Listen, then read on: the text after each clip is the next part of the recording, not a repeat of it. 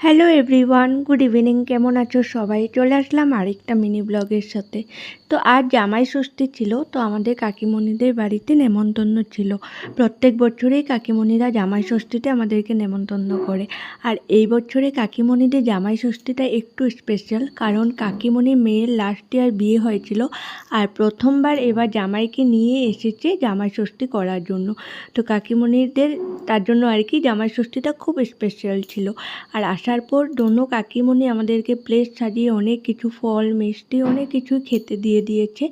তো এখানে অনেক দেরি বসেছিলাম, কারণ এখানে আসার পর না এত জোরে বৃষ্টি স্টার্ট হয়েছে যে বাড়িতে কি করে যাব, তাই অনেক দেরি বসেছিলাম।